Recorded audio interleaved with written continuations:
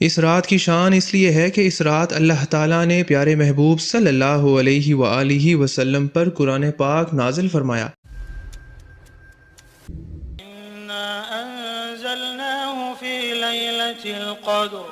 اگر ہم غور کریں تو یہ بھی ثابت ہوتا ہے کہ قرآن پاک تقریباً 23 سال کے عرصے میں نازل ہوا۔ کوئی آیت رات میں نازل ہوئی، کوئی آیت دن میں نازل ہوئی، کوئی آیت صبح نازل ہوئی تو کوئی شام کو نازل ہوئی، کوئی آیت گاؤں میں نازل ہوئی تو کوئی شہر میں نازل ہوئی، کوئی آیت غار میں نازل ہوئی تو کوئی آیت پہاڑ میں نازل ہوئی، کوئی آیت میدان جنگ میں نازل ہوئی، کوئی آیت مکے میں نازل ہوئی تو کوئی مدینے میں نازل ہوئی، کوئی مکمل سورت بھی نازل ہوئی۔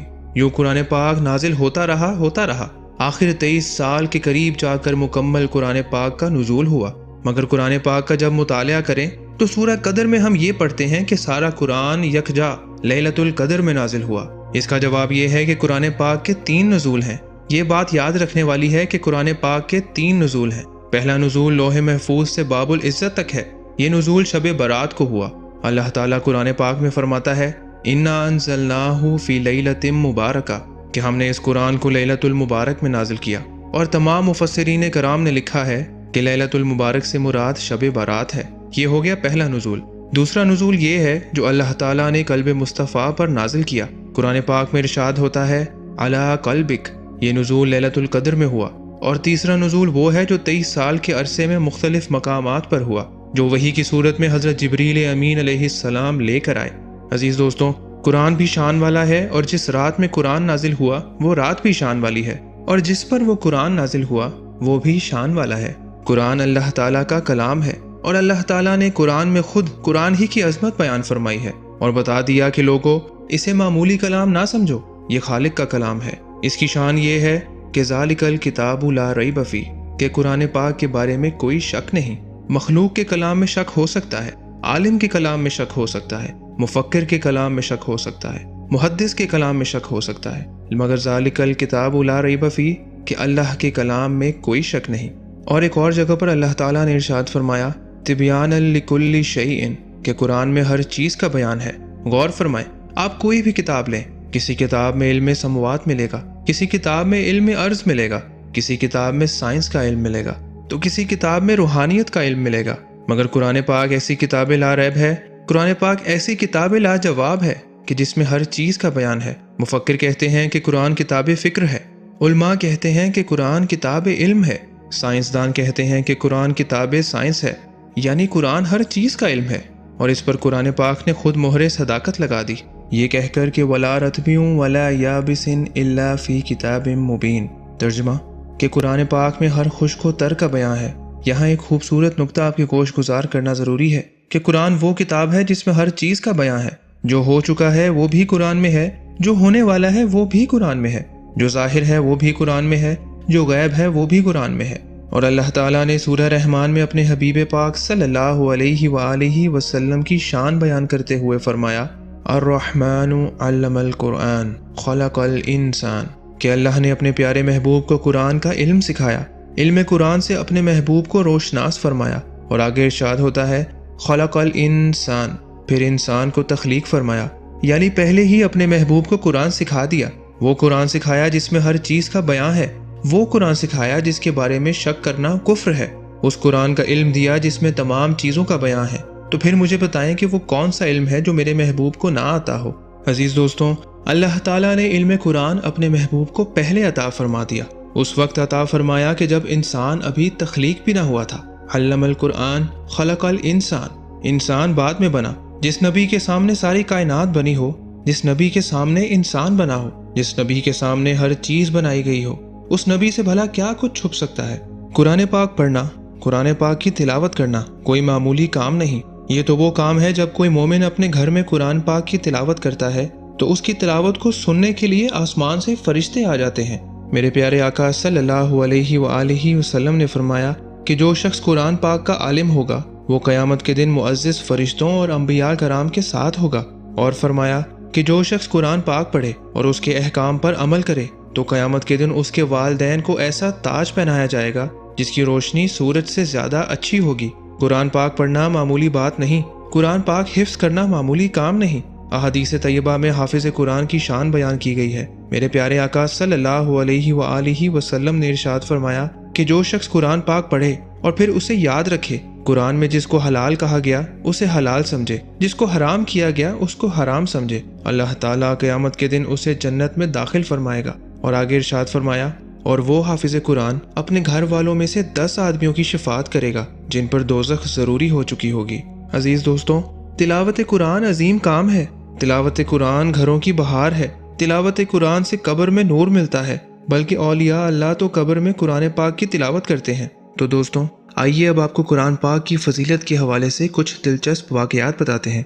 हज़रत अबू बकर खतीब बगदादी रहमतुल्लाह अलैह रवायत फरमाते हैं कि ईसा बिन मोहम्मद कहते हैं कि मैंने अबू बकर बिन मुजाहिद रज़ी अल्लाह ताला अन्हु को ख्वाब में देखा कि वो कुरान पाक की तिलावत कर रहे हैं। आप फरमाते हैं, मैंने पूछा, हजरत आपका विसाल हो चुका है, आप दुनिया से पर्दा फरमा चुके हैं, फिर आप कैसे तिलावत कर रहे हैं? हजरत अबू बकर बिन मुजाहिद ने फरमाया, ए ईसा बिन मोहम्मद, मैं अपनी हयात ज़ाहरी में जब नमाज पढ़ता और तिलावत कुरान पाक करता था तो तिलावत करने के बाद मैं अल्लाह ताला की बारगाह अक़दस में दुआ करता था कि या अल्लाह, मेरी ये दुआ कबूल फरमा कि जब मैं वफात पा जाऊं तो कब्र के अंदर भी तिलावत कुरान पाक करता रहूं। अल्लाह ताला ने मेरी दुआ को शर्फ कबूलियत अता फरमाया और मैं कब्र में भी तिलावत कर रहा हूं। जो लोग दुनिया में तिलावत करते हैं, अल्लाह ताला उनको ये शान अता फरमाता है कि वो अपनी कब्र में भी तिलावत करते हैं। और गौर फरमाएं, जिस कब्र में अल्लाह के कुरान की तिलावत होती हो वहाँ अजाब कैसे आ सकता है? इसलिए हमें चाहिए कि हम रोज़ाना अपने घरों में कुरान पाक की तिलावत करें। इसी तरह अब आपको एक और वाक़या सुनाते हैं कि एक खातून का बेटा वफात पा गया।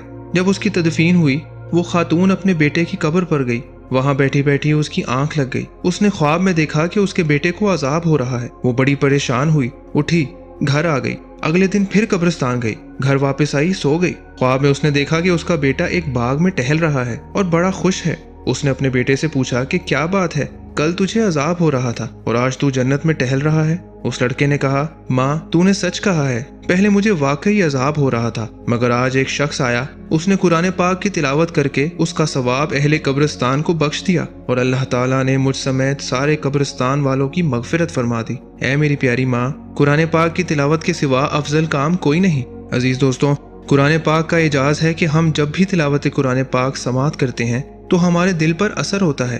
ख्वाह हम एक ही सूरा रोजाना सुने, हमें उकताहट नहीं होती बल्कि लुत्फ आता है, क्योंकि कुरान पाक की आयात समाअत से गुजर कर दिल पर असर है। इसी तरह अब आपको हजरत उमर फारूक रजी अल्लाह ताला अन्हु का वाक़या सुनाते हैं कि रिवायात में आता है कि अभी हजरत उमर फारूक रजी अल्लाह ताला अन्हु ने इस्लाम कबूल नहीं किया था। अहले कुफार ने उनको भेजा कि माज़अल्लाह हुजूर सल्लल्लाहु अलैहि वसल्लम को शहीद कर दें। ये शहीद करने आ रहे थे। रास्ते में एक सहाबी नईम बिन अब्दुल्ला मिले। उन्होंने पूछा, ए उमर, किधर जा रहे हैं? हजरत उमर रजी अल्लाह ताला अन्हु ने कहा, मैं माज़अल्लाह हजरत मोहम्मद सल्लल्लाहु अलैहि वसल्लम को शहीद करने जा रहा हूँ। उन्होंने कहा, पहले अपने घर की खबर तो लो, तुम्हारा बहनोई और बहन दोनों मुसलमान हो चुके हैं। हजरत उमर फारूक रजी अल्लाह ताला अन्हु के बहनोई हजरत सईद बिन जैद रजी अल्लाह ताला अन्हु हैं। हजरत उमर रजी अल्लाह ताला अन्हु ने सोचा, पहले बहन और बहनोई को कत्ल करता हूँ ताकि कोई मुझे उनके मुसलमान होने का ताना ना दे। हजरत उमर फारूक रजी अल्लाह ताला अन्हु घर पहुंचे। हजरत उमर रजी अल्लाह ताला अन्हु की बहन तिलावत कुरान पाक कर रही थी। हजरत उमर ने बहनोई को मारना शुरू कर दिया। उधर उनकी बहन की आवाज हजरत उमर के कानों में आई। तिलावत कुरान पाक का असर ये हुआ कि हजरत उमर फारूक रजी अल्लाह ताला अन्हु की आंखों में आंसू आ गए। आप रजी अल्लाह ताला अन्हु ने कहा, ए बहन, मुझे वो कलाम सुनाओ जो तुम पढ़ रही थी। बहन ने कहा, पहले आप वजू करके आए। हजरत उमर फारूक रजी अल्लाह ताला अन्हु ने कहा, वजू कैसे करते हैं? तो हजरत उमर रजी अल्लाह ताला अन्हु के बहनोई ने उनको तरीका बताया। वजू करके आए। उन्होंने आयत मुबारका पढ़ी, तौहा मा अंज़लना अलैकल कुरआन लितश्क़ा इल्ला तज़किरतल लिमन यख़शा। आपकी आंखों से आंसू बहने लगे, रोते रोते बेहाल हो गए और बारगाह रिसालत में हाजिर होकर इस्लाम कबूल कर लिया। ये तो कुरान पाक की आयात का कमाल है कि दिल में उतर जाती है। इसी तरह जब हज़रत जाफ़र तैयार रज़ी अल्लाह ताला अन्हु नजाशी के दरबार में गए, नजाशी ईसाई था। हज़रत जाफ़र ने फरमाया कि कुरान पाक में हज़रत ईसा अलैहिस्सलाम का तज़किरा है। नजाशी ने कहा, मुझे सुनाएं। हज़रत जाफ़र रज़ी अल्लाह ताला अन्हु ने जब सूरह मरियम की तिलावत की तो नजाशी रोने लगा। रोते रोते हिचकी बन गई। उसने कहा, बेशक यह अल्लाह का कलाम है, और हज़रत जाफ़र तैयार रज़ी अल्लाह ताला अन्हु के हाथों मुसलमान हो गया। अजीज़ दोस्तों, इसी तरह एक और वाक़या आपको सुनाते हैं कि एक रईस था जिसका नाम मूसा बिन मोहम्मद हाशमी था। उसका काम सिर्फ शराबो कबाब और गाना बजाना था। ایک دن رقص و سرور کی محفل میں بیٹھا ہوا تھا کہ اس کے کانوں میں دور سے تلاوت قرآن پاک کی آواز آئی کہ کوئی شخص ان الابرار لفی نعیم آیات مقدسہ کی تلاوت کر رہا تھا۔ موسیٰ بن محمد نے گانا بجانا بند کروا دیا اور کہا بتاؤ یہ آواز کہاں سے آ رہی ہے اور کس کی ہے؟ رئیس کے ملازموں نے قاری صاحب کو ڈھونڈا اور موسیٰ بن محمد کے پاس لے آئے۔ موسیٰ نے کہا آپ کیا پڑھ رہے تھے؟ دوبارہ پڑھیں۔ قاری صاحب نے قرآن پاک کی تلاوت کی تو موسیٰ رونے لگا، روتے روتے بے حال ہو گیا، اور پھر یہ حال ہوا کہ اللہ کی بارگاہ میں توبہ کی، تمام برے کام چھوڑ دیے اور متقی پرہیزگار بن گیا۔ عزیز دوستوں، قرآن پاک کی عظمت کا کیا بیان ہو کہ جس نے بھی قرآن پاک سنا تو اس کا دل گلاب کی پتی کی طرح نرم ہو گیا۔ اسی طرح طفیل دوسی کا مشہور واقعہ ہے۔ طفیل دوسی عرب کا بہت بڑا اسکالر تھا۔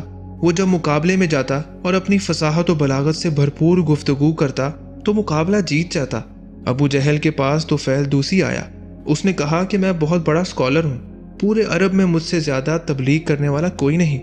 ابو جہل نے کہا بے شک تم سچ کہتے ہو، مگر میرا مشورہ ہے کہ تم محمد صلی اللہ علیہ وآلہ وسلم کے قریب مت جانا، اگر جاؤ بھی تو اپنے کان بند کر لینا، ان کی بات نہ سننا۔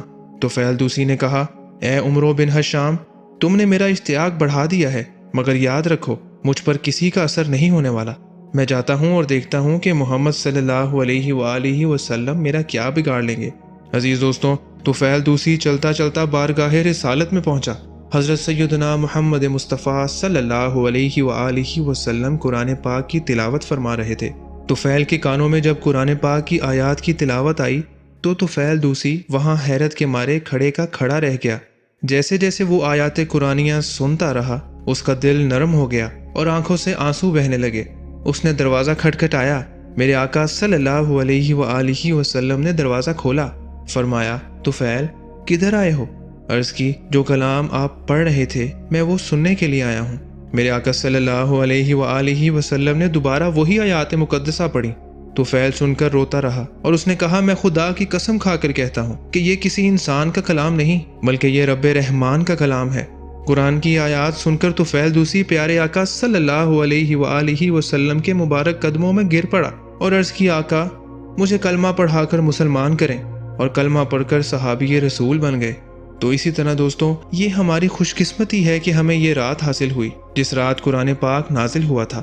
یہ رات کوئی عام رات نہیں، یہ رات کوئی معمولی رات نہیں، یہ شب قدر ہے، اور اس رات کی عظمت پر اللہ تعالیٰ نے پوری سورہ نازل فرمائی ہے۔ اور اللہ فرماتا ہے بے شک ہم نے اسے لیلۃ القدر میں اتارا، اور تم کیا جانو وما ادراک ما لیلۃ القدر، کہ لیلۃ القدر کیا ہے؟ آگے ارشاد ہوتا ہے لیلۃ القدر خیر من الف شہر، لیلۃ القدر 1000 مہینوں سے افضل ہے۔ 1000 مہینے کو اگر سالوں میں کنورٹ کیا جائے تو 83 سال کچھ ماہ بنتے ہیں، اور ارشاد ہوتا ہے کہ یہ رات 1000 مہینوں سے افضل ہے۔ اس رات کی جانے والی عبادت 1000 مہینوں کی عبادت سے افضل ہے۔ صحابہ کرام رضی اللہ تعالی عنہما کے سامنے ایک مرتبہ ہمارے آقا صلی اللہ علیہ وآلہ وسلم نے بنی اسرائیل کے عابدوں اور زاہدوں کا ذکر فرمایا کہ ان کی عمریں سینکڑوں سال ہوتی تھیں اور وہ ہر گھڑی اللہ کی عبادت میں مشغول رہتے تھے۔ ایک صحابی نے بارگاہ رسالت میں عرض کی یا رسول اللہ صلی اللہ علیہ وآلہ وسلم، ہم تو بڑے بدبخت ہیں، ہماری عمریں تھوڑی ہیں اور ہم بنی اسرائیل کے عابدوں کی طرح عبادت نہیں کر سکتے۔ تو یہ سورہ مبارکہ انا انزلناہ فی لیلۃ القدر نازل ہوئی کہ جس میں اللہ تعالیٰ نے فرمایا کہ یہ رات 83 سال کی عبادت سے بڑھ کر ہے۔ اگر ایک شخص کی زندگی میں 50 مرتبہ لیلۃ القدر کی رات آتی ہے تو تقریباً 41,500 برس کی عبادت جتنا ثواب 50 راتوں میں بنتا ہے۔ تو میرے آقا صلی اللہ علیہ وآلہ وسلم نے فرما دیا کہ میرے غلاموں، اللہ تعالیٰ نے تمہیں لیلۃ القدر عطا فرما دی جس کی عظمت بیان ہی نہیں کی جا سکتی، لہٰذا تم پریشان نہ ہو بلکہ اس رات خاص طور پر اپنے رب کی عبادت کرو کیونکہ یہ رات 1000 مہینوں سے افضل ہے۔ آگے ارشاد فرمایا تنزل الملائکۃ والروح فیہا باذن ربہم من کل امر، کہ اس رات فرشتے اور حضرت جبرائیل علیہ السلام نازل ہوتے ہیں۔ یہ رات سلامتی والی رات ہے، یہ رات امن والی رات ہے، اور طلوع فجر تک سلامتی ہی سلامتی ہے۔ یہ رات دعائے قبولیت کی رات ہے۔ اپنے لیے، دوست و احباب کے لیے اور والدین کے لیے، تمام گزرے ہوئے لوگوں کے لیے دعا کیجیے۔ حضرت سفیان ثوری رضی اللہ تعالی عنہ کے نزدیک اس رات میں دعا میں مشغول ہونا سب سے بہتر ہے، اور دعاؤں میں سب سے بہتر وہ دعا ہے جو حضرت سیدہ عائشہ صدیقہ رضی اللہ تعالی عنہا سے منقول ہے۔ अल्लाहुम्मा इन्नका अफ़ुव्वुन तुहिब्बुल अफ़्व फ़अफ़ु अन्नी, कि ए अल्लाह तू मुआफ़ करने वाला है और मुआफ़ करने को पसंद करता है, तो मुझे भी मुआफ़ फरमा दे।